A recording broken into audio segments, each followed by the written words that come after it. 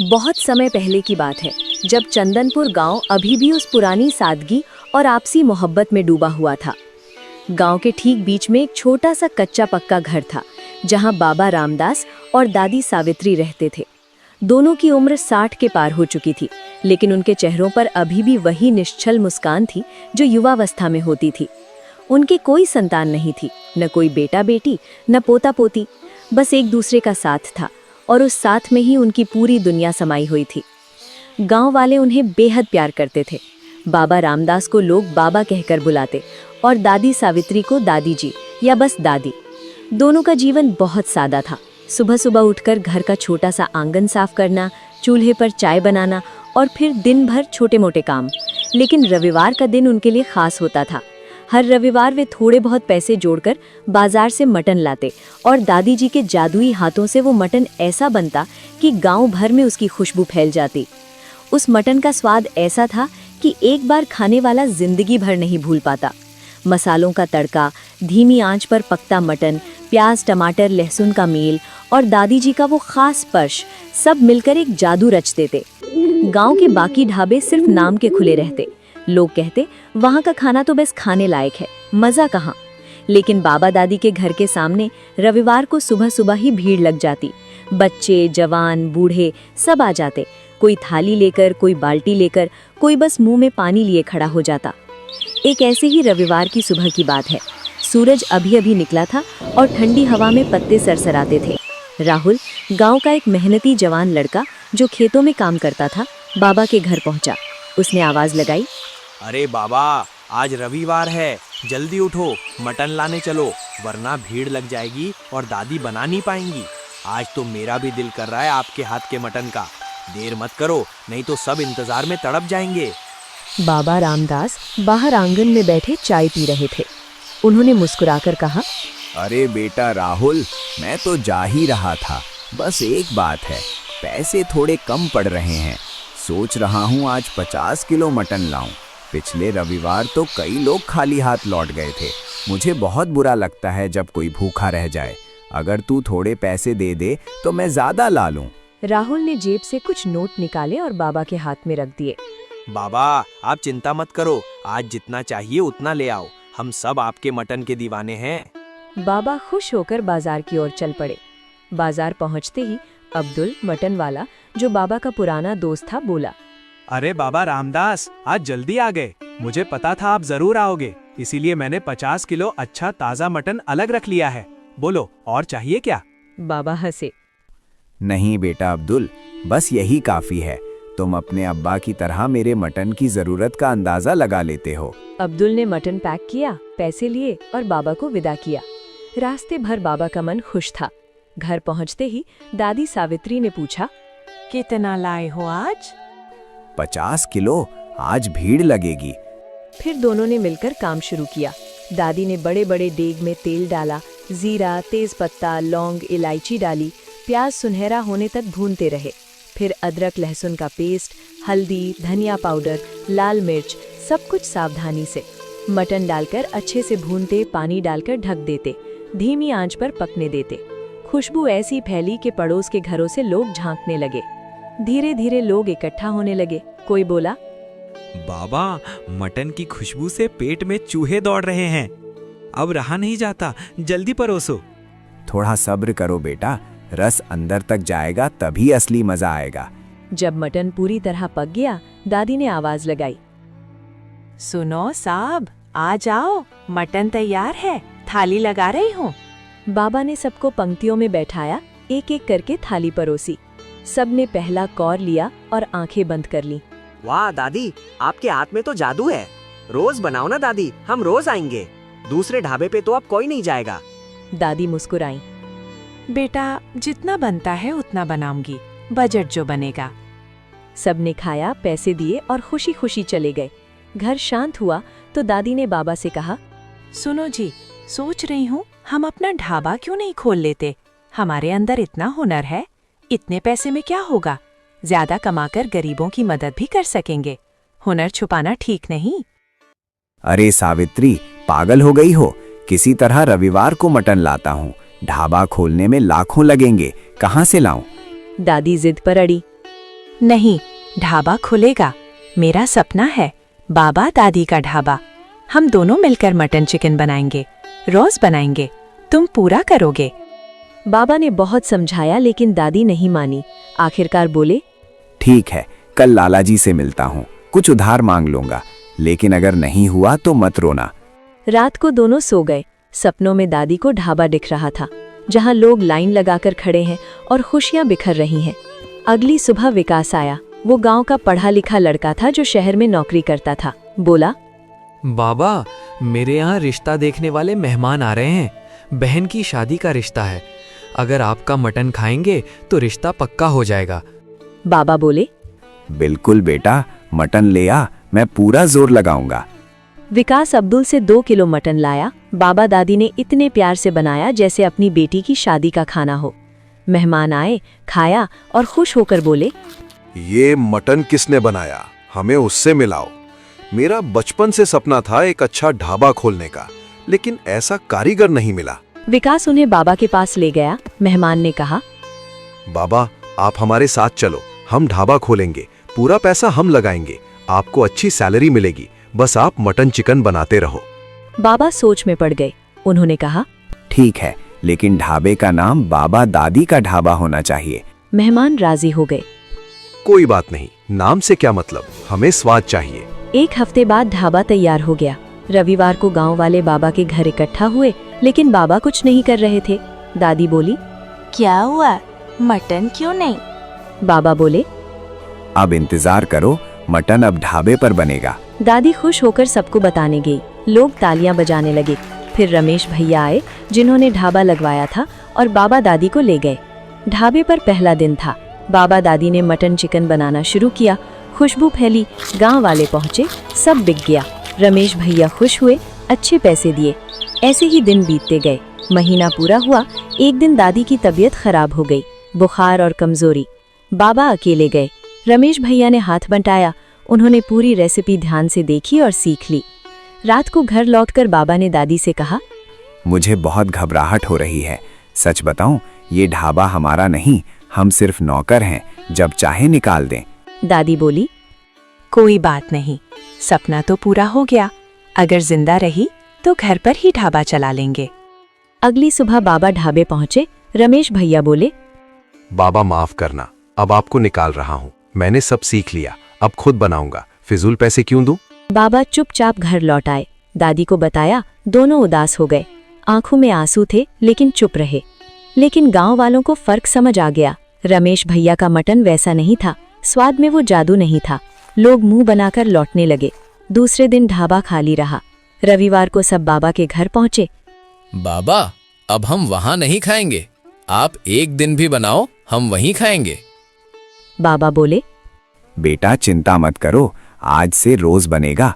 जब तक जिंदा हूँ बाबा दादी का मटन चिकन मिलेगा, घर पर ही ढाबा चलेगा। धीरे धीरे बाबा ने घर के आंगन में छोटा सा सेटअप किया। टेबल कुर्सियां लगाईं। दादी ठीक हो गईं।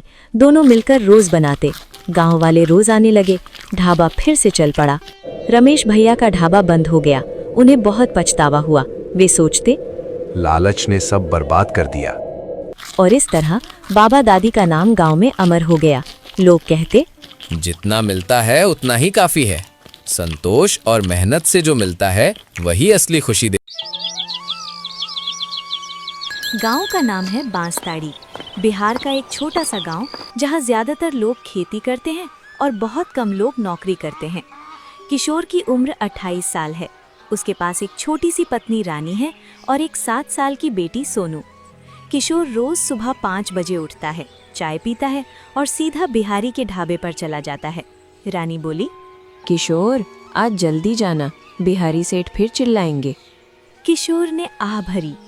हाँ रानी, रोज वही डांट, वही काम, लेकिन क्या करें, घर चलाना तो है। वो घर से निकला। रास्ते में गांव के कुत्ते भौंक रहे थे। सड़क पर बैलगाड़ी जा रही थी।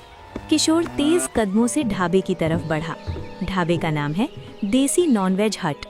गांव में नॉनवेज खाने की एक ही दुकान, बाकी सब जगह सिर्फ दाल रोटी और सब्जी। बिहारी सेठ पहले से खड़े थे, मोटे बड़े मूंछ वाले, हमेशा पैसे गिनते रहते। अरे ओ किशोर के बच्चे, तू आया कि सूरज निकल आया? मैंने कितनी बार कहा मेरे आने से पहले दुकान खुल जानी चाहिए। किशोर ने सिर झुकाया। सॉरी सेठ, कल रात 11 बजे तक बर्तन धो रहा था। बिहारी ने गुस्से से कहा। सॉरी से पेट भरता है क्या? जल्दी अंदर जा, चिकन काट, प्याज काट, बर्तन धो। और सुन, आज से बिरयानी 120 रुपए की हो गई है। किशोर चौंक गया। सेठ, कल तक तो 100 थी। कल थी, आज नहीं। चिकन महंगा हो गया है भाई, मुझे भी तो कुछ कमाना है ना। तभी रामलाल आया। खेत में काम करने वाला मजबूत आदमी, धोती कुर्ता, सिर पर गमछा। बिहारी भाई, 1 प्लेट बिरयानी लगा दो, खेत में जाना है। तुम्हारे हाथ की बिरयानी खाकर मजा आता है। बिहारी बोले। हाँ हाँ लगा देता हूँ, लेकिन अब 120 की मिलेगी। रामलाल की आंखें बड़ी हो गईं। अरे बिहारी, तू तो हर हफ्ते दाम बढ़ा देता है। पिछले हफ्ते 70 से 100 किया, अब 100 से 120। गरीबों पर थोड़ा रहम कर ले भाई। बिहारी ने कंधे उचकाए। क्या करूं रामलाल भाई, चिकन वाला रोज दाम बढ़ाता है और यहाँ नॉनवेज की दूसरी दुकान है ही नहीं। लोग आएंगे ही मेरे पास। रामलाल ने सिर हिलाया। सच है, दूसरे गांव जाना महंगा पड़ता है। बस लगा दे 1 प्लेट। किशोर बिरयानी की प्लेट लेकर आ रहा था। प्लेट बहुत गर्म थी, हाथ कांप गए। धड़ाम, प्लेट जमीन पर गिरी। बिरयानी इधर उधर बिखर गई। चावल, चिकन, मसाला सब जमीन पर। बिहारी चिल्लाए। अरे ओ मूर्ख, किशोर के बच्चे, ये प्लेट के पैसे तेरे बाप देगा क्या? तुझे रखा था काम आसान करने के लिए, तू तो मेरा नुकसान कर रहा है। किशोर घुटनों पर बैठ गया। मालिक, गलती हो गई। प्लेट बहुत गर्म थी, हाथ से छूट गई। माफ कर दो सेठ। बिहारी और गुस्सा हुए। माफ? आज माफ किया तो कल फिर गिराएगा। निकल जा यहाँ से, आज से तू काम पर नहीं। रामलाल ने बीच में बोला। अरे बिहारी भाई, थोड़ी सी गलती हुई, ये अभी नादान है। मैं प्लेट के पैसे दे देता हूँ, इसे एक मौका और दे दो। बिहारी ने रामलाल को देखा, फिर पैसे ले लिए। ठीक है, सिर्फ तुम्हारे कहने पर, लेकिन अगली बार कोई गलती हुई तो सीधा निकाल दूंगा। किशोर ने रामलाल के पैर छुए। भाई साहब, आज आपने मेरी इज्जत बचा ली। भगवान आपको बहुत सुख दे। रामलाल ने कंधे पर हाथ रखा। बेटा मेहनत कर, लेकिन कभी कभी अपनी मेहनत को अपना बनाने की कोशिश भी कर। शाम को किशोर घर पहुंचा। रानी ने पूछा। क्या हुआ आज? चेहरा उदास क्यों है? किशोर ने सारी बात बताई। रानी चुप रही। तभी बाहर से जोर की आवाज आई। अरे ओ किशोर, बाहर निकल। गांव का सबसे बड़ा सूदखोर, मोटा सुनहरी चेन, हमेशा गुस्से में। 3 महीने हो गए मेरे पैसे दिए हुए। तूने कहा था 2 महीने में लौटा दूंगा। अब 1 हफ्ते का समय दे रहा हूँ, नहीं दिया तो घर कब्जा कर लूंगा। किशोर के पैर कांप गए। रानी की आंखों में आंसू आ गए। रानी बोली। अब क्या करेंगे? मेरे गहने बेच दे। किशोर बोला। नहीं, मैं बिहारी सेठ से उधार मांगता हूँ, शायद वो मदद कर दे। किशोर ढाबे पहुंचा। सेठ, मुझे 50,000 रुपए चाहिए। लल्लन टॉप सेठ घर ले लेगा, मदद कर दो सेठ। बिहारी जोर से हंसे। अरे किशोर, तू मजाक कर रहा है क्या? मेरा धंधा भी ठीक नहीं चल रहा। तू काम छोड़कर जा, कहीं और काम ढूंढ ले। किशोर उदास होकर घर लौटा। रानी ने कहा। अब एक ही रास्ता दिख रहा है, अपना छोटा सा धंधा शुरू करो। किशोर बोला। कौन सा धंधा रानी? मुझे तो कुछ आता ही नहीं। रानी बोली। तुम्हें चिकन फ्राई करना तो आता है ना? शहर में KFC देखा था ना, वही कुरकुरा चिकन। गांव में ठेला लगाओ, लोग खाएंगे। पागल हो गई हो क्या? KFC तो बड़ी बड़ी कंपनी है। रानी बोली। तो क्या हुआ, तुम भी शुरू करो। नाम रखना किशोर का कुरकुरा चिकन। अगले दिन किशोर ने घर में बचे हुए पैसे निकाले। 2 किलो चिकन खरीदा, घर पर धोया, नमक लगाया और सीधे तेल में डाल दिया। गांव के चौराहे पर ठेला लगाया। लकड़ी का बोर्ड लिखा, KFC स्टाइल कुरकुरा चिकन, सिर्फ 70 रुपए प्लेट। पहले 2 लड़के आए, बाबलू और पिंटू। अरे किशोर भाई, बिहारी की दुकान छोड़ दी? हाँ, अब अपना धंधा, खाओ और बताओ। दोनों ने खाया, फिर मुंह बनाया। अरे ये क्या है? पूरा तेल तेल, स्वाद भी नहीं, बस तेल में डुबो दिया। शहर का KFC तो कुरकुरा और टेस्टी होता है। दोनों चले गए। पूरे दिन सिर्फ 210 रुपए की बिक्री हुई। घर पहुंचा तो रानी ने पूछा, कैसा रहा? किशोर ने सिर पकड़ लिया। सबने कहा तेल तेल है, स्वाद नहीं है। रानी बोली, चिंता मत करो, कल फिर ट्राई करो। किशोर रात भर सो नहीं पाया, सोचता रहा आखिर क्या कमी रह गई। अगली सुबह गोपाल चाचा के पास। सुबह किशोर गोपाल चाचा के पास गया। गोपाल चाचा पकौड़े बनाते हैं। उनके पकौड़े हमेशा कुरकुरे और स्वादिष्ट होते हैं। चाचा, आपके पकौड़े इतने कुरकुरे कैसे बनते हैं? गोपाल चाचा हंसे। बेटा, रहस्य मसालों और तरीके में है। सिर्फ तेल में डालने से नहीं होता। पहले बेसन और मैदा मिलाओ, मिर्च, हल्दी, नमक, आमचूर, अजवाइन डालो। घोल को 30 मिनट रखो, फिर डबल फ्राई करो। पहले हल्का, फिर तेज आंच पर क्रिस्पी। किशोर की आंखें चमक उठीं। चाचा, आपने मेरी जान बचा ली। अगले 3 दिन किशोर ने घर पर बहुत प्रयोग किए।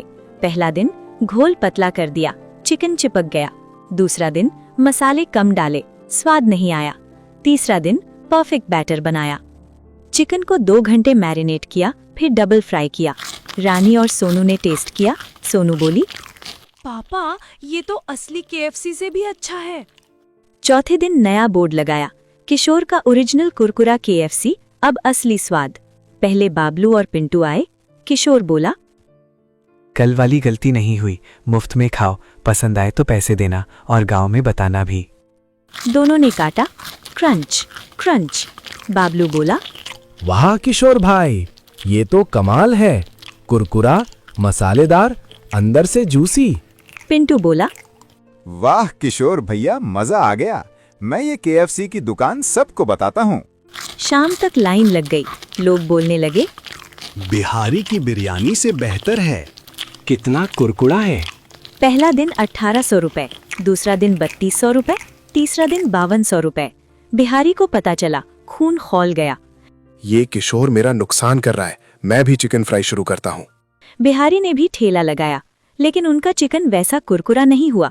लोग बोले, अरे बिहारी भाई, ये क्या है? इसमें तो सिर्फ तेल ही तेल है। लो, आप अपना चिकन रखो, हम तो किशोर भैया के KFC वाला चिकन ही लेंगे। बिहारी ने बदनामी शुरू की। किशोर के चिकन में खराब तेल है, पेट खराब हो जाएगा। लेकिन लोग अब किशोर की चिकन के दीवाने हो चुके थे। गांव में सालाना मेला लगा। किशोर ने बड़ा स्टॉल लिया। एक दिन में 300 प्लेट बिकी। ललन टॉप सेठ भी आए। चिकन खाया, हैरान रह गए। किशोर, तूने तो गजब कर दिया। मेरे सारे पैसे लौटा दिए। अब तू खुद मालिक बन गया। किशोर बोला, सेठ, आपका कर्ज चुकते है। अब मेरा अपना घर है, अपना धंधा है। रात को पूरा परिवार बैठा। रानी बोली, देखा, भगवान ने रास्ता दिखा दिया। किशोर ने बच्चों से कहा, बेटा, कभी किसी के नौकर मत बनना, अपनी मेहनत से कुछ बनाओ। गलती करो, सीखो, फिर से उठो। सोनू ने पूछा, पापा, अब लोग आपको क्या बुलाते हैं? किशोर हंसा। अब गांव वाले मुझे किशोर KFC बुलाते हैं। दोस्तों, ये कहानी सिर्फ चिकन की नहीं, ये हिम्मत की है, सीखने की है और कभी हार।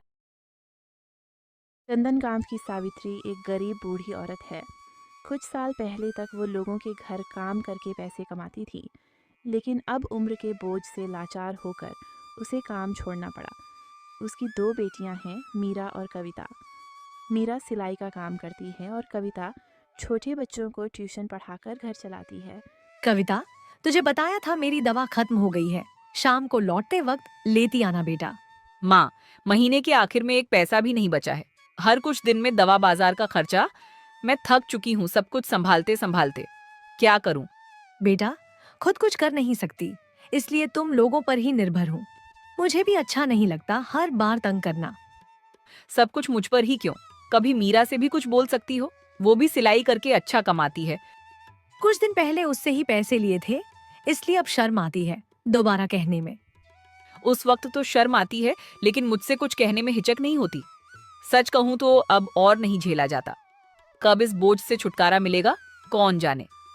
मेरी बेटियां कितना संघर्ष करती हैं। जहां बाकी लड़कियां शादी करके अपनी जिंदगी सजा रही हैं, वहां मेरी वजह से यह बोझ उठा रही हैं। मैं अब कोई पैसा नहीं दे सकती। मीरा आए तो उससे दवा के लिए पैसे मांग लेना। सब कुछ तुम्हारे और घर के पीछे लग जाए तो खुद के लिए क्या बचेगा? ठीक है बेटा, मैं मीरा से कहूंगी। तू अपने काम पर जा, ध्यान रखना। कविता चली जाती है। बूढ़ी सावित्री खुद को अपनी बेटियों की जिंदगी पर बोझ की तरह महसूस करने लगती है और उसकी आंखों से आंसू बहने लगते हैं। उधर मीरा पास के घर अपने सिले हुए कपड़े देकर पैसे लेकर लौट रही थी। चलो, आखिरकार कुछ पैसे आए। थोड़ा खुद के लिए रखूंगी, बाकी माँ को दे दूंगी। तभी दूर से एक गांव का गुंडा भैरव उसे देख लेता है। सालों से वो मीरा के पीछे पड़ा है कि उससे शादी करेगा, लेकिन मीरा उससे नफरत करती है। फिर भी भैरव उसका पीछा नहीं छोड़ता। अरे वाह वाह वाह वाह वाह, आज तो सुबह सुबह अपनी होने वाली बीवी के दर्शन हो गए। चलो जरा मिलते हैं। भैरव जैसे ही मीरा के सामने आता है, मीरा डर से सहम जाती है। तुम यहाँ क्या कर रहे हो? अरे ये गांव सिर्फ तुम्हारा है क्या? तुम घूम सकती हो तो मैं भी तो घूम सकता हूँ। मेरे रास्ते से हटो, क्यों बीच में खड़े हो? अरे अरे अरे, इतनी जल्दी भी क्या है? चलो थोड़ा बातें तो कर लेते हैं। मुझे जाने दो भैरव, नहीं तो मैं लोगों को बुला लूंगी। ओहो, इसमें गुस्सा होने वाली कौन सी बात है? मैं बस बातें तो करना चाहता हूँ, वो भी अपनी होने वाली बीवी से हैं। कितनी बार कहूँ, मैं तुमसे शादी नहीं करना चाहती। मुझे तुमसे नफरत है। पसंद करो या ना करो, शादी तो तुम मुझसे ही करोगी। तुम्हारी डोली मैं ही उठाऊंगा। हाँ, मैं मर जाऊंगी लेकिन तुमसे शादी नहीं करूंगी। रास्ता छोड़ो मेरा। अरे अरे, इतना क्या शर्माना। हाँ, चाहे तुम जो कहो, मैं ही हूँ तुम्हारे दिलों का राजा, तुम्हारा शहजादा, तुम्हारा बादशाह। तुम मुझे ही मिलोगी बेगम। हाँ। मीरा डर के मारे रोती हुई वहां से भाग जाती है। भैरव पीछे से जोर जोर से हंसता है। बीमार सावित्री घर पर थी। मीरा रोती हुई दौड़कर घर आई। उसे इस हालत में देख सावित्री घबरा गई। क्या हुआ बेटी? इस हालत में क्यों आई? किसी ने कुछ कहा? उस गुंडे भैरव ने फिर से मुझे तंग किया माँ। अब तो घर से बाहर निकलने में भी डर लगता है। ओफो, इस भैरव ने तो जीना मुश्किल कर दिया है। समझ में नहीं आता क्या चाहता है वो। मुझसे शादी करना चाहता है, कहता है कि मेरी शादी सिर्फ उसी से होगी। माँ, मैं मर जाऊंगी लेकिन उस भैरव से शादी नहीं करूंगी। जब तक मैं जिंदा हूँ, उसकी गंदी मंशा कभी पूरी नहीं होगी। मैं जल्द ही तेरे और कविता के लिए अच्छे लड़के ढूंढूंगी। लेकिन माँ, अगर हमारी शादी हो गई तो तुम? मैंने बहुत सोचा है। मेरी वजह से तुम लोग अपनी जिंदगी क्यों बर्बाद करो? यही सही वक्त है तुम्हारी शादी का। लेकिन माँ, भैरव अगर शादी ना होने दे तो? मैं अभी जिंदा हूँ, सब संभाल लूंगी। मैं तुम्हारे लिए राजकुमार जैसा लड़का ढूंढूंगी। अपनी बेटियों को जिम्मेदारी से मुक्त करने और समाज की बुरी नज़रों से बचाने के लिए सावित्री उनके लिए अच्छे लड़के ढूंढने लगती है। लखनऊ के मशहूर कपड़ा व्यापारी दीनदयाल अपने बेटों विक्रम और राहुल के लिए योग्य लड़कियां ढूंढ रहे थे। तभी उन्हें मीरा और कविता की तस्वीरें मिली। उन्होंने कविता को विक्रम के लिए और मीरा को राहुल के लिए पसंद किया। विक्रम और राहुल, मैंने तुम दोनों के लिए 2 लड़कियां ढूंढी हैं। देखो, ये रही मीरा और कविता, 2 बहनें। दीनदयाल ने तस्वीरें दिखाईं, लेकिन जैसे ही विक्रम ने मीरा की तस्वीर देखी, उसे वह बहुत पसंद आ गई और उसने मीरा से शादी की इच्छा जताई। मीरा छोटी है, इसीलिए मैं उसे राहुल के लिए सोच रहा था। लेकिन अगर तुम्हें मीरा पसंद है तो राहुल से कविता की बात कर लेंगे। क्या कहते हो राहुल, कोई आपत्ति है? अब नहीं पिताजी, जो आप तय करेंगे मुझे मंजूर है। तो ठीक है, फिर मैं सावित्री और उसकी बेटियों को घर बुला लेता हूँ। आगे की बात वहीं करेंगे। ठीक है। उधर सावित्री मीरा और कविता को विक्रम और राहुल की तस्वीरें दिखाकर उनकी राय पूछती है। बड़े बेटे का नाम विक्रम है और छोटे का राहुल। दोनों ही अपने पिताजी का कारोबार संभालते हैं। माँ, जो भी तुम तय करोगी मुझे मंजूर है। राहुल ठीक ठाक दिखता है, मीरा के साथ अच्छा लगेगा, और अगर माँ को विक्रम पसंद है तो मुझे कोई दिक्कत नहीं। मीरा की शादी राहुल से नहीं, विक्रम से होगी। लेकिन क्यों? मैं बड़ी हूं तो विक्रम से मेरी शादी होनी चाहिए। दीनदयाल जी ने भी ऐसा ही सोचा था, लेकिन जैसे ही विक्रम ने तस्वीर देखी, उसे मीरा पसंद आ गई और उन्होंने तुझे राहुल के लिए चुना है। ये क्या बात हुई? मैं बड़ी हूं, मेरी शादी बड़े बेटे से होनी चाहिए। माँ, क्यों ना तुम विक्रम से मेरी शादी की बात करो? मुझे राहुल से कोई परेशानी नहीं। विक्रम ने मीरा को पसंद कर लिया है। जबरदस्ती कुछ करेंगे तो रिश्ता टूट जाएगा। बचपन से मीरा ही सब कुछ ले जाती है, अब मेरी पसंद का लड़का भी उसे पसंद कर बैठा। वो मेरी बहन नहीं, मेरी बदकिस्मती है। इस तरह मीरा और विक्रम और कविता और राहुल की शादी पक्की हो जाती है। लेकिन मन ही मन कविता ठान लेती है कि मीरा को वो चैन से जीने नहीं देगी। भैरव को जब पता चला कि मीरा की शादी विक्रम से तय हुई है तो वह बहुत गुस्से में आ गया। वो सीधा सावित्री के घर पहुंचा और तोड़ फोड़ करने लगा। ये क्या कर रहे हो?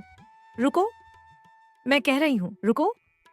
मैं सालों से कह रहा हूँ कि मैं मीरा से शादी करना चाहता हूँ, और तुमने बिना मुझसे पूछे किसी और से उसकी शादी कैसे तय कर दी है? मीरा तुमसे डरती है, वो तुमसे शादी नहीं करना चाहती। उसने यह बात तुम्हें कई बार कही है। उसे क्या पसंद है क्या नहीं, इससे मुझे कोई फर्क नहीं पड़ता। मैं उसी से शादी करूँगा, और अगर वह मुझसे शादी नहीं करती है तो मैं किसी और से उसकी शादी होने भी नहीं दूंगा।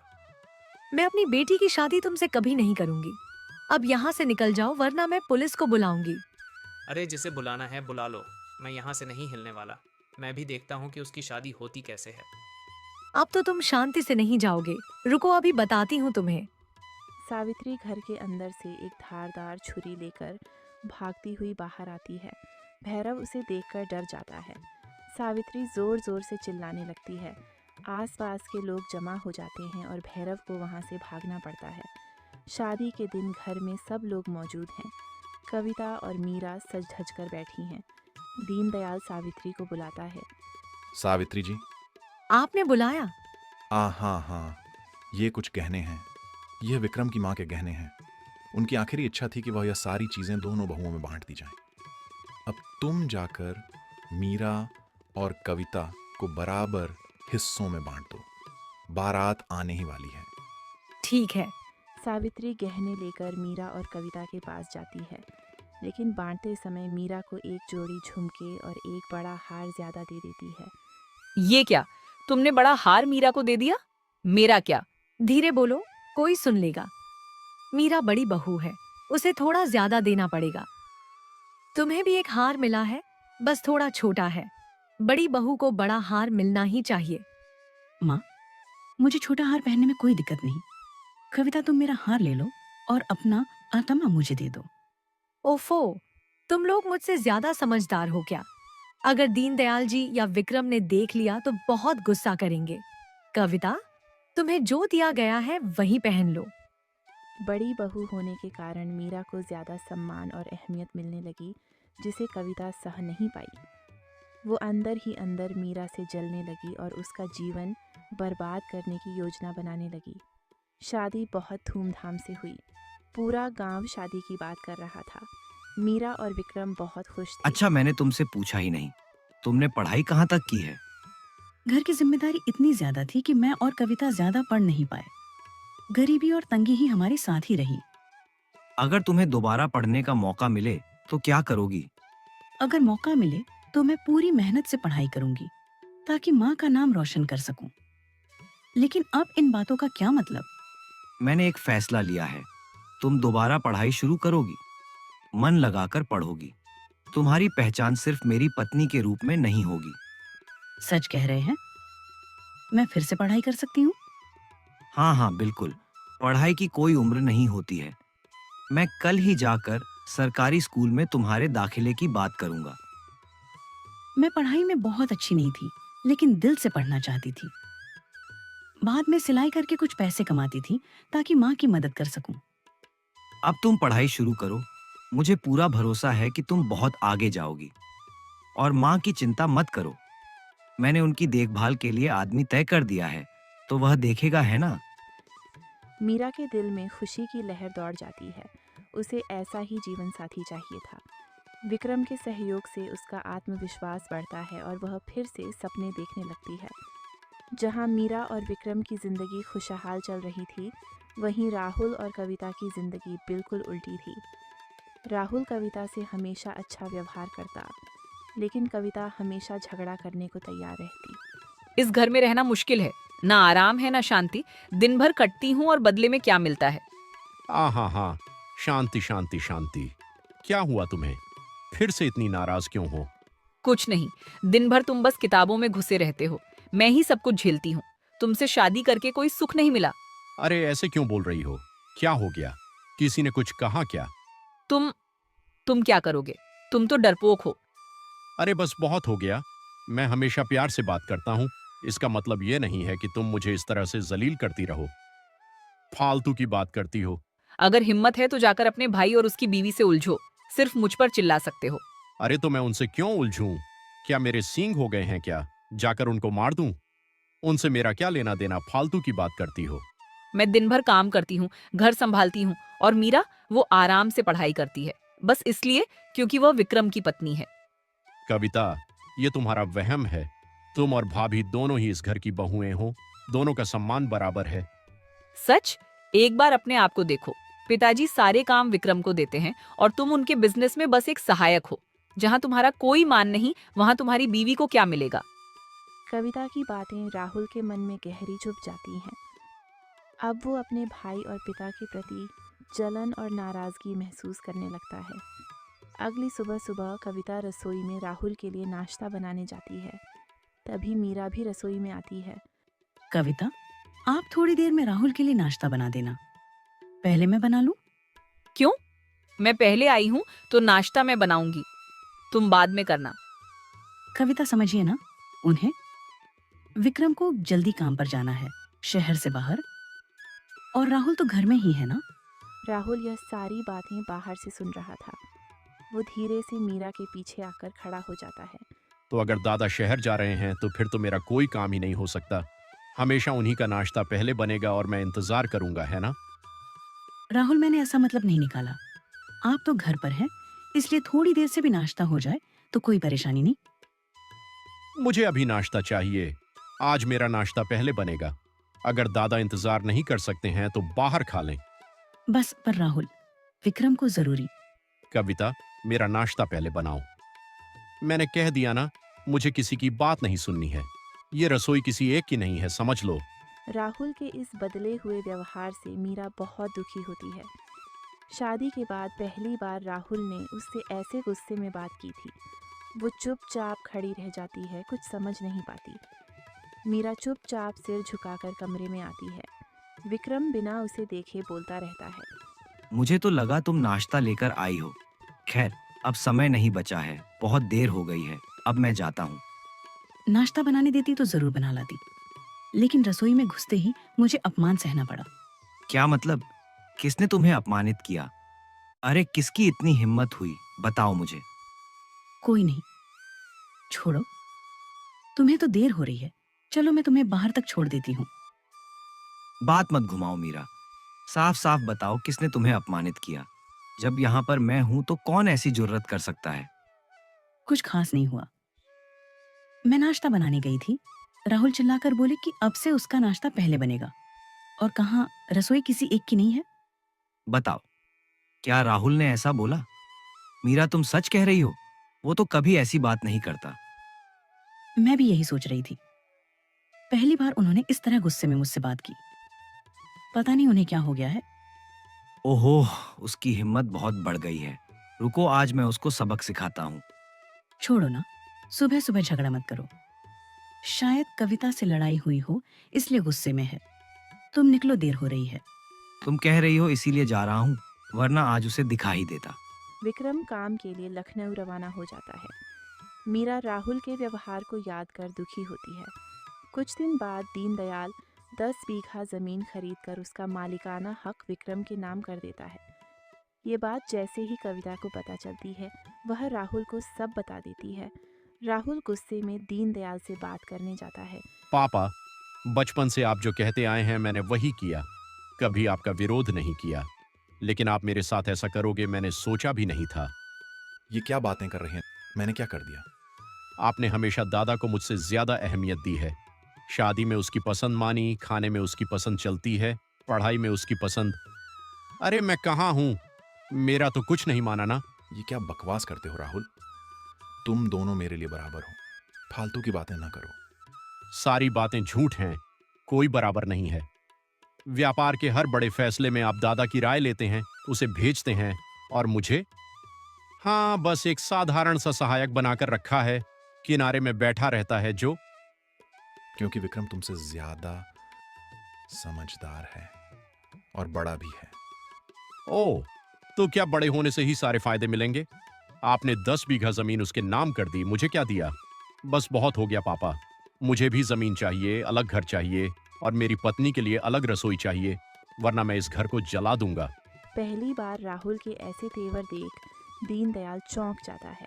वो यकीन नहीं कर पाता कि उसका सीधा बेटा उसे धमकी देकर चला गया। कुछ दिनों बाद दुखी दीनदयाल 2 कागज लेकर विक्रम के पास आता है। पापा, आप इतनी रात को जाग रहे हैं, सब कुछ ठीक तो है ना? जिंदगी भर सारी जिम्मेदारी तुम्हें दी है, आज आखिर एक जिम्मेदारी सौंपने आया हूं। उम्मीद है कि तुम हमेशा की तरह इसे भी निभाओगे। ऐसा क्यों कह रहे हो पापा? आप तो बस कहिए करना क्या है। तुम्हारी माँ के जाने के बाद मैंने बहुत कोशिश की कि तुम दोनों बेटों को खुशियां दूं, शायद पूरी तरह से सफल नहीं रहा। पापा, आपके कारण ही तो हम आज इस मुकाम पर हैं। आपने हमारी हर जरूरत पूरी की। एनवायरनमेंट है।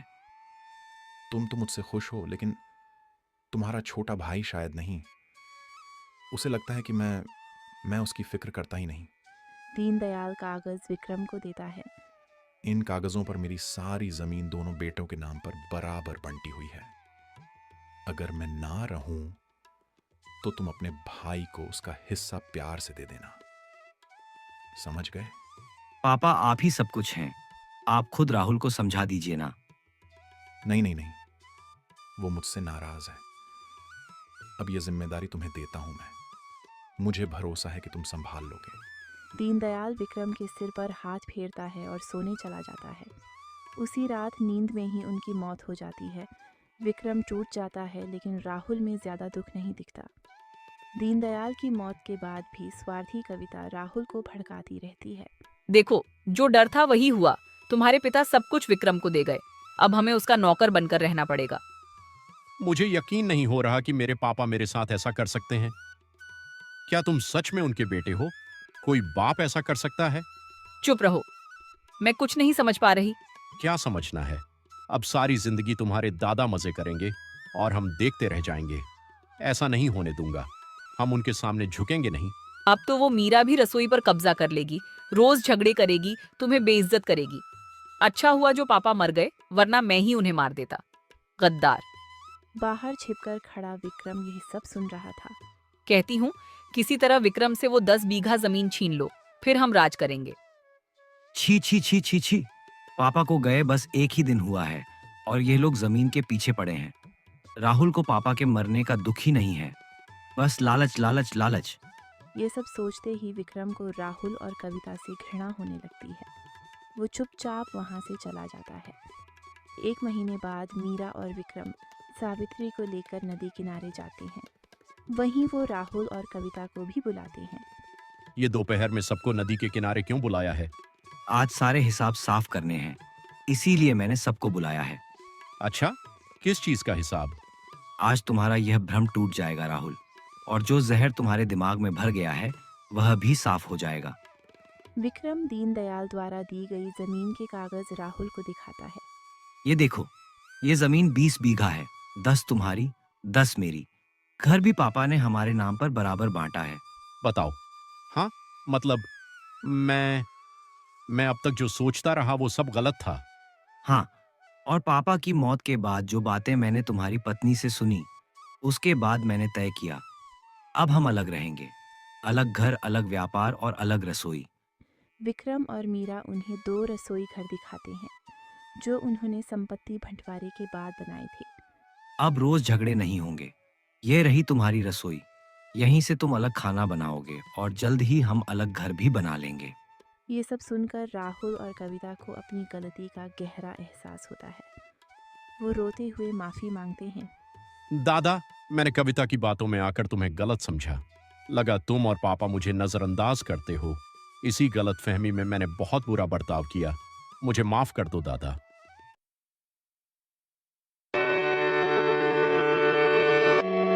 एक छोटे से गांव में, जहां कच्ची गलियां बरसात में कीचड़ से भर जाती थी और रात होते ही अंधेरा सब कुछ निगल लेता था, वहीं आरव नाम का एक लड़का रहता था। गांव में बिजली का आना जाना किसी मेहमान जैसा था, कभी कभार वो भी थोड़ी देर के लिए। जैसे ही सूरज ढलता पूरा गांव खामोशी और अंधेरे की चादर ओढ़ लेता। आरव का घर भी उसी अंधेरे का हिस्सा था। मिट्टी की दीवारें, टीन की छत और एक छोटी सी खिड़की जिससे चांदनी कभी कभी झांक जाती थी। लेकिन इन सबके बीच आरव की आंखों में एक अलग ही चमक थी, पढ़ने की चाह। किताबें उसके लिए सिर्फ कागज के पन्ने नहीं थे, बल्कि उन सपनों की सीढ़ियां थीं जिन पर चढ़कर वो इस गांव से आगे की दुनिया देखना चाहता था। दिन में तो वो स्कूल में पढ़ लेता, लेकिन असली मुश्किल रात में होती। अंधेरे में किताब खोलना नामुमकिन था। हे भगवान, कब ये बिजली की समस्या खत्म होगी? मेरे पास जो पुराना दिया है, शायद उससे कुछ काम बन जाए।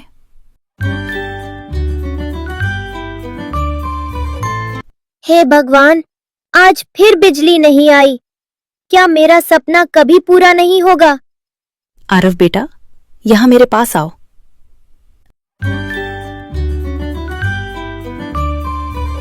आरव बेटा, ये सिर्फ दिया नहीं है, बल्कि धैर्य और उम्मीद की रोशनी है। इसे जलाए रखना आसान नहीं है, लेकिन जलाए रखने के लिए हिम्मत चाहिए। आरव ने दिया को ध्यान से देखा।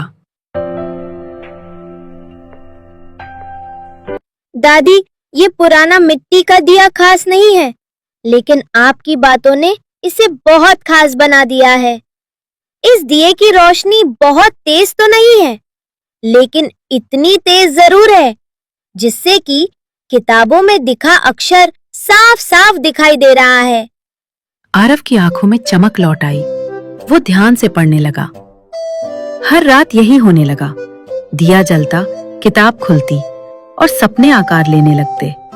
कई बार तेज हवा चलती और दिए की लौ डगमगा जाती, और कभी कभी तो वो बुझ भी जाती। कितनी भी रुकावट आएगी, लेकिन मैं हार नहीं मानूंगा। मुझे पता है, ये लड़का सिर्फ किताबें नहीं पढ़ रहा है, बल्कि जिंदगी से लड़ना सीख रहा है। समय बीतता गया। आरव बड़ा होने लगा। स्कूल के बाद कॉलेज, फिर प्रतियोगी परीक्षाएं। हालात आसान नहीं थे, लेकिन दिए की सीख उसके साथ थी। थोड़ी सी रोशनी भी अगर लगातार जलाई जाए तो रास्ता दिखा सकती है। दादी, मेरी मेहनत रंग लाई। आज मैं एक बड़ा अफसर बन गया हूं। दादी, मैं कल ही गांव वापस आ रहा हूं।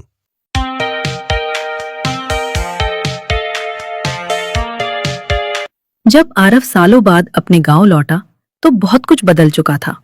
पक्की सड़कें थी, नए घर थे, और सबसे बड़ी बात, हर घर में बिजली थी। रात अब अंधेरी नहीं रही थी। आरव अपने पुराने घर के सामने खड़ा हुआ। उसे दादी की याद आई, उनका दिया और वो कांपती लौ। उसकी आंखें नम हो गईं। भैया, आप इतने बड़े कैसे बने? आरव मुस्कुराया। उसने आसमान की ओर देखा, फिर बच्चों की आंखों में झांकते हुए कहा, रोशनी सिर्फ तारों से नहीं आती। कभी कभी एक छोटे से दिए से भी पूरी जिंदगी उजली हो जाती है। बस उसे बुझने मत देना। उस रात बिजली की तेज रोशनी के बीच आरव ने अपने कमरे में एक छोटा सा मिट्टी का दिया फिर से जलाया, याद के लिए और उस उम्मीद के लिए जिसने उसकी जिंदगी बदल दी। यह कहानी है रतनगढ़ नाम के एक छोटे से गांव की, जहां सावित्री नाम की एक बूढ़ी माँ अपनी 2 बेटियों के साथ रहती थी। एक थी श्यामा, जिसकी त्वचा सांवली थी लेकिन दिल बहुत साफ था, और दूसरी थी रूपल, जिसके चेहरे पर चमक थी लेकिन दिल में घमंड था। माँ की आंखों को रूपल की चमक तो दिखती थी, पर श्यामा की मेहनत उसे कभी दिखाई नहीं दी। अरे श्यामा, कब उठेगी तू? तेरे उठने से पहले ही रूपल नहा धोकर मंदिर चली जाती है, और तू अभी तक चारपाई पर पड़ी है। कुछ तो शर्म कर इस घर के लिए। माँ, मैं सुबह से लगी हूँ। चूल्हा जलाया, रोटियां सेकी, भैंस को चारा डाला, आपका तेल भी गर्म कर दिया मालिश के लिए। थोड़ी देर बैठ गई तो क्या गुनाह हो गया? तेरे जैसे निकम्मे के हिस्से में बस शिकायतें ही बची हैं। रूपल को देख, कैसे लाज शर्म वाली लगती है। उसके नैन नक्श तो परी जैसे हैं। तू तो जैसे अपने बाप की ही तरह बदसूरत निकली। रूपल बीच में टोकते हुए बोली, अरे माँ, अब इसको बोलना भी छोड़ दो। इससे अच्छा तो मैं ही सब काम कर लूंगी। कहीं मेहमान आ गए तो क्या सोचेंगे? ये श्यामा तो दूर से ही डराने लगेगी। मैं बदसूरत हो सकती हूँ माँ, पर मेरा दिल तो साफ है। कभी आपने मेरी मेहनत देखी है? मैंने इस घर के लिए अपनी उम्र लगा दी, पर आपने कभी सर पर हाथ तक नहीं फेरा। सर पर हाथ तब फेरूं जब तू इस घर का नाम रोशन करे। तेरे हिस्से में तो सिर्फ झाड़ू पोछा ही लिखा है। जिस दिन तू चंदन नगर के किसी सेठ की नजर में आ गई, उसी दिन मैं तुझे बेटी मान लूंगी। श्यामा का चेहरा झुक गया। बहन, तेरा रंग जितना काला है ना, तेरी किस्मत भी उतनी ही सूनी है। कोई तुझे ब्याहने नहीं आएगा, तेरा घर यहीं रहेगा, माँ के ताने और चूल्हे की राख में। हे भगवान, क्या सच में रंग ही सब कुछ होता है? क्या मेरी मेहनत, मेरा प्रेम, मेरा त्याग, इनका कोई मोल नहीं? कभी तो मेरी किस्मत भी उजली होगी। चल भाग और कुएं से पानी भर के ला। तेरे जैसे लोग भावुकता में रोकर क्या पाएंगे? काम कर, यही तेरी असली जगह है। श्यामा रोती हुई वहां से चली जाती है। जब समाज रूप देखता है तो गुण अक्सर धूल में दब जाते हैं। ऐसा ही कुछ सोचते हैं चंदन नगर के प्रसिद्ध व्यापारी सेठ धर्मचंद और उनकी पत्नी शांति देवी। सेठ को अपनी बहू में बस गोरी चमक चाहिए, भले ही वह भीतर से कितनी भी खोखली क्यों ना हो। शांति, अब समय आ गया है कि हमारे बेटे विकास की शादी कर दी जाए। हमारे पास सब कुछ है, दौलत, दुकान, नाम। अब चाहिए एक ऐसी बहू जो हमारी शान को और ऊंचा करे। हाँ जी, मैं भी यही सोच रही थी। बेटा अब शादी लायक हो गया है, पर हमें लड़की ऐसी चाहिए जो सिर्फ सुंदर ही नहीं, समझदार भी हो, घर संभालने वाली, संस्कारी और सीधी साधी। हाँ, लेकिन देखो आजकल की दुनिया दिखावे की है। लोग पूछते हैं बहू कैसी दिखती है, कितना सुंदर चेहरा है। और ऐसे में मैंने एक नाम सुना है, रतनगढ़ की सावित्री माई की छोटी बेटी रूपल, चेहरे पर जैसे चांद उतर आया हो। हाँ, मैंने भी सुना है उनके बारे में, लेकिन सुना है कि बड़ी बेटी श्यामा काम में बहुत होशियार है, घर का सारा काम वही करती है। रूपल तो बस आईने में ही उलझी रहती है, कामकाज कौन देखता है। शांति, हमारे पास नौकर हैं बर्तन धोने के लिए। हमें तो चाहिए एक ऐसी बहू जो हर शादी ब्याह में लोगों के मुंह से वाह निकलवा दे। पर क्या सिर्फ सुंदरता ही सब कुछ होती है? अगर स्वभाव ठीक ना हो तो घर नरक बन जाता है, और अगर बहू में ममता नहीं तो वह सौंदर्य किस काम का। अरे भगवान, तू तो पुरानी सोच वाली बातें करती है। देख, समाज को दिखाने के लिए एक सुंदर बहू से बेहतर कुछ नहीं होता। रूपल उस गांव की सबसे सुंदर लड़की है, हमारा नाम उसके साथ जुड़ते ही चर्चित हो जाएगा। आप अपनी सोच में रूपल की सुंदरता देख रहे हो, पर मैं उसकी आंखों में घमंड और अकड़ देखती हूँ। मैं डरती हूँ कि कहीं वह हमारे बेटे विकास को तकलीफ ना दे। अब तुम ही बताओ, रूपल जैसी लड़की हमारे घर में बहू बनकर आएगी तो हमारा मान सम्मान कितना बढ़ेगा। और श्यामा, वह तो लोगों के तानों का विषय बन जाएगी। बिल्कुल, पर क्या हमने ये सोचा है कि अगर रूपल को रिश्ता पसंद ना आया तो, या वो इस रिश्ते को सिर्फ दिखावा समझे? पसंद आना या ना आना उसका काम नहीं। जब रिश्ता सेठ धर्मचंद के घर से जाएगा तो सावित्री और उसकी बेटी मना नहीं कर सकेंगी। चंदन नगर में हमारा नाम ही काफी है। ठीक है, पर एक शर्त है। अगर लड़की का व्यवहार मेरे मन को ना भाया तो मैं इस रिश्ते के लिए नहीं मानूंगी। मुझे मंजूर है। कल ही चलते हैं उनके घर रिश्ता लेकर, और देखेंगे कैसे उनका सिर गर्व से ऊंचा होता है। जिस दरवाजे पर कभी उम्मीद ने दस्तक नहीं दी थी, आज वहीं रिश्ते का पैगाम आया। सेठ धर्मचंद और सेठानी शांति देवी सावित्री के घर रिश्ते की बात करने पहुंचे। अरे सेठ साहब, आप और शांति बहन जी भी साथ आई हैं। कहिए कैसे आना हुआ? राम राम बहन जी। आपके घर की तारीफ सुनी थी, खासकर आपकी रूपल बेटी की सुंदरता की। हम अपने बेटे विकास के लिए रिश्ता लेकर आए हैं, रूपल के लिए। सेठ साहब, आप मजाक तो नहीं कर रहे हैं? इतने बड़े घर से रिश्ता मेरी बेटी के लिए? नहीं बहन जी, हम मजाक नहीं करते। आपकी बेटी हमारी बहू बने, इससे बड़ी बात क्या हो सकती है? रूपल अंदर से आई। माँ, क्या हो रहा है? अरे सेठ जी, सेठानी जी, आप लोग। बेटी, यह रिश्ता लाए हैं तेरे लिए। देखा, मैंने कहा था ना, तू ही हमारे घर की किस्मत है। बिटिया, हमारे बेटे को ऐसी ही संस्कारी और सुंदर लड़की की तलाश थी। अब अगर आप सब राजी हैं तो हम जल्दी ही सगाई करना चाहेंगे। हाँ हाँ, क्यों नहीं। ऐसा घर अगर मेरे लिए आए तो किस्मत खुद कदमों में बैठ जाए। सेठ जी, मुझे यकीन ही नहीं हो रहा। इतना बड़ा सौभाग्य रूपल की शादी अगर आपके घर में होगी तो मेरी गरीबी भी मानो मिट जाएगी। बेचारी श्यामा रसोई घर से यह सब सुन रही थी और सोच रही थी, हर बार मेरी आंखें ही क्यों नम होती हैं? क्या सिर्फ सुंदरता ही रिश्ते के लायक होती है? मेरे हाथों में मेहनत की लकीरें हैं, पर कोई उन्हें नहीं पढ़ता। बहन जी, कल हम फिर आएंगे शगुन और तैयारी लेकर। आप बस बेटी को तैयार रखिए। मैं तो अभी से सोने की चूड़ियाँ, लाल जोड़ा और रथ का सपना देख रही हूँ माँ।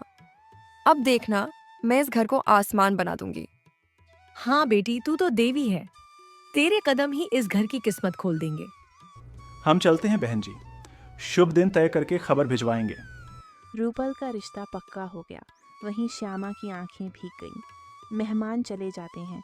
उनके जाते ही रूपल और सावित्री दोनों खूब खुश हो जाती हैं। बिटिया देख, भगवान ने तुझ पर कैसी कृपा की है। सेठ सेठानी जैसे लोग तुझे अपनी बहू बनाना चाहते हैं। तेरी सुंदरता ने पूरे गांव को रोशन कर दिया। अरे माँ, मैंने कहा था ना, मैं आम नहीं खास हूँ। ऐसी शक्ल देखी है किसी ने? इस गांव में जो देखे बस देखता रह जाए। बेटी, जिस दिन तू पैदा हुई थी मैं समझ गई थी कि यह लड़की हमारे भाग्य को चमकाएगी। और वह श्यामा अब तो पक्का हो गया, उसे तो कोई रिश्ता भी नहीं भेजेगा। उसे तो बस झाड़ू पकड़ा दो और चुप रहने को कहो। हाँ, ठीक कहती है तू। श्यामा तो जन्म से ही बोझ है। जिस दिन तेरी शादी होगी उसी दिन मेरी छाती से एक भारी पत्थर उतर जाएगा। और वहीं दूसरी ओर श्यामा दरवाजे के पीछे खड़ी थी। उसके कानों में हर शब्द तीर की तरह चुभ रहे थे। मेरे हिस्से में तो बस काम है, अपमान है। माँ की एक मुस्कान तक नसीब नहीं होती। क्या सिर्फ रंग ही सब कुछ होता है? क्या एक बेटी की मेहनत कुछ भी नहीं? उस रात रूपल सपनों में खोई रही। सावित्री दौलत को गिनती रही। कुछ वक्त के बाद रूपल की शादी हो जाती है।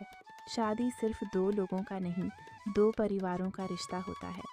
लेकिन जब रिश्ता सिर्फ चेहरे से जोड़ा जाए तो टूटने में देर नहीं लगती। बेटा विकास, अब तेरी जिंदगी की नई शुरुआत है। रूपल बहुत सुंदर है।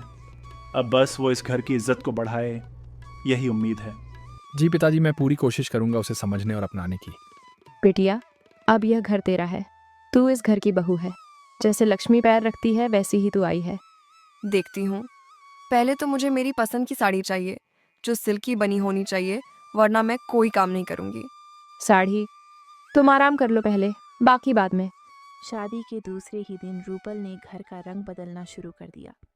न विनम्रता न सेवा, बस हुक्म और ताने। जहाँ सब सोच रहे थे कि बहू पूजा करेगी, वहाँ वह दिन भर बिस्तर पर पड़ी रहती थी। मालकिन, नई बहू तो रसोई में आना भी पसंद नहीं करती। कहती है यह सब मेरे बस का नहीं। हे भगवान, ये लड़की तो बिल्कुल अलग है। ना मुंह मीठा ना व्यवहार। अब समझ नहीं आ रहा क्या करे। एक दिन शांति देवी ने रूपल को समझाने की कोशिश की। रूपल, माँ कह रही थी तुम थोड़ा घर के काम में हाथ बटाओ, कम से कम पूजा की थाली ही बना दो। क्या मैं नौकरानी हूँ तुम्हारी? माँ क्यों नहीं समझती कि मैं कोई गांव की गंवार लड़की नहीं हूँ? मैं आराम करने आई हूँ, सेवा करने नहीं। बेटा, ये तो हमने सोचा भी नहीं था। ये लड़की तो दिन पर दिन घर में अशांति फैला रही है। हर बात पर झगड़ा और चेहरे पर ताना। अब हम क्या करें? धीरे धीरे रूपल का असली स्वभाव हर किसी के सामने आने लगा। उसकी सुंदरता अब बोझ बनती जा रही थी, क्योंकि अंदर से वह सिर्फ घमंड और स्वार्थ से भरी थी। बिटिया, शादी सिर्फ सोने के गहने पहनने से नहीं निपटी। तुम्हें रिश्तों को भी संजोना आना चाहिए, वरना ये घर भी तुम्हारे लिए अजनबी बन जाएगा। मुझे उपदेश मत दो। मैं तुम्हारे बेटे की बीवी हूँ। माँ बनकर मत दिखाओ मुझे। जैसी जिंदगी चाहिए मैं वैसी ही जीऊंगी। मैंने तुम्हें अपना समझा, लेकिन तुमने इस घर को मजाक बना दिया। अब ये रिश्ता हमें सता रहा है। शायद हमने चकाचौंध को देखा, लेकिन गहराई में गए ही नहीं और अब भुगत रहे हैं। जिस बहू को वह देवी समझ बैठे थे, वह अब रोज इस घर को अपमानित करती थी। इन सभी बातों से परेशान होकर सेठ धर्मचंद और शांति देवी रूपल की शिकायत करने रतनगढ़ सावित्री के पास जाते हैं। बहन जी, हमें लगता है हमसे बहुत बड़ी भूल हो गई। हमने आपकी बेटी को बहू बनाकर अपनी जिंदगी में तूफान बुला लिया है। हमने सोचा था कि हमें एक सजी संवरी बहू मिलेगी, पर जो मिला वह बस सोती है, झगड़ती है और घर का चैन छीन लेती है। नहीं नहीं, वह ऐसी नहीं है। वह तो बचपन से सीधी साधी और समझदार रही है। अगर वह सीधी है तो हमारी जिंदगी क्यों जल रही है? हमारे घर में हर बात पर झगड़ा, हर बात पर ताना। विकास की हालत देखिए, वह अब बात भी करने से डरता है। ना सेवा करती है, ना सास ससुर की इज्जत। हमारी तो नाक कट गई समाज में। हो सकता है नई जगह की परेशानी हो, थोड़ा समय दीजिए, वह ठीक हो जाएगी। शायद वह आप लोगों को समझ नहीं पा रही हो। समझ नहीं पा रही तो शादी क्यों की? हमने उसे रानी बनाकर घर बुलाया था और वह तो सास ससुर को नौकर बना रही है। घर की इज्जत बहू से होती है, पर वह तो मोहल्ले में हमें शर्मिंदा करवा चुकी है। लोग अब ताने देते हैं। सेठ की बहू देखो, कितनी घमंडी है। मैंने कभी सोचा भी नहीं था कि मेरी बेटी ऐसा करेगी, लेकिन शायद आपने कुछ गलतफहमी पाल ली हो। गलतफहमी तो हमें आपके घर आकर हो गई थी बहन जी। हमने चेहरा देखा, दिल की गहराई नहीं देखी, और अब भुगत रहे हैं। सावित्री माँ को झटका लगा, पर फिर भी वह अपनी रूपल की तरफदारी कर रही थी। उसे लग रहा था कि दुनिया गलत है, उसकी बेटी नहीं। हर लड़की कुछ समय लेती है नए घर में ढलने के लिए। आप लोग उसे समझाइए, बच्ची है अभी। उसे छोटी मत कहिए। उसे बस घमंड है अपनी सुंदरता का, और उस घमंड ने हमारे घर को जहन्नुम बना दिया। अगर आज हमने आपको बताने की हिम्मत ना की होती तो कल हमारा बेटा खुद घर छोड़ देता। हमारी बहू बनने लायक नहीं थी आपकी बेटी। आप क्या कहना चाहते हैं? आप रिश्ता तोड़ना चाहते हैं? अब भी नहीं, पर अगर अगले कुछ दिनों में कोई बदलाव नहीं हुआ तो हमें बड़ा फैसला लेना पड़ेगा। सेठ और सेठानी चले गए, पर अपने पीछे एक गहरी चोट छोड़ गए। रूपल की शिकायतें सुन सुनकर सावित्री टूट चुकी थी, लेकिन जिसने उसे संभाला, उस श्यामा पर ही उसने अपना सारा गुस्सा निकाल दिया। नहीं नहीं, ऐसा नहीं हो सकता माँ। मैंने तो बहुत बार समझाया था रूपल बहन को कि थोड़ा व्यवहार सुधारना चाहिए, लेकिन ये क्या हो गया मेरी रूपल के साथ? सेठ सेठानी तक शिकायतें लेकर आ गए। लोग क्या कहेंगे? मेरी बेटी ने घर बर्बाद कर दिया। लेकिन तूने ही कहा था ना, तू बड़ी होकर भी जलती है उससे। हाँ, और अब तू भी कहेगी कि रूपल की ही सारी गलती है। सच बता, तूने कुछ किया है? कहीं तूने ही तो सेठ सेठानी को भड़काया नहीं? माँ, आप मुझ पर इल्जाम लगा रही हैं। मैं तो हमेशा आपकी बात मानी, आपके हर ताने चुपचाप सहन किए, और अब आप मुझ पर शक कर रही हैं? शक नहीं कर रही, मुझे पूरा यकीन है। तू ही चाहती थी कि रूपल की शादी टूटे, ताकि सबको लगे कि तू ज्यादा समझदार है। तेरे मन में जहर है श्यामा। माँ, अगर मेरी मेहनत, मेरी सेवा आपको जहर लगती है, तो आज मैं वह जहर आपके घर से ले जाती हूँ। मैं अब नहीं रुक सकती यहाँ। जा, और लौट कर मत आना। हमारे घर का भार हल्का हो जाएगा। और श्यामा चल दी। न पैर रुके, न आंसू बहे, क्योंकि अब वह टूटी नहीं थी, अब वह मजबूत हो चुकी थी। कहाँ जाऊं अब? जिस घर को जीवन माना, वह घर ही पराया हो गया। जिस माँ के लिए खुद को मिटाया, उसने मुझे ही मिटा दिया। क्या मेरी गलती सिर्फ इतनी थी कि मैं सांवली हूँ? जब इंसान सबसे ज्यादा अकेला होता है, तब भगवान किसी को भेजता है, कभी किसी दोस्त के रूप में, कभी एक अजनबी के रूप में। श्यामा चलते चलते सूरजपुर की सीमा में पहुंच गई थी और एक पेड़ के नीचे थक कर बैठ गई। तभी वहां से सूरजपुर के ठाकुर के बेटे विक्रम प्रताप और उनके सेवक माधव की सवारी गुजरी। माधव, जरा देखो, वह कौन लड़की है जो अकेले बैठी है इस दोपहर में? किसी का यूं बैठे रहना कुछ ठीक नहीं लगता। हाँ मालिक, वो लड़की तो जैसे रो रही है, कपड़े भी बहुत साधारण है, पर चेहरा शांत है, लगता है किसी अच्छे घर की है। मैं खुद पूछता हूं, ऐसे मौके पर मदद करना हमारा धर्म है। क्षमा कीजिए, मैं आपको परेशान नहीं करना चाहता, लेकिन आप यहाँ क्यों अकेली बैठी हैं? क्या आप ठीक हैं? आप कौन?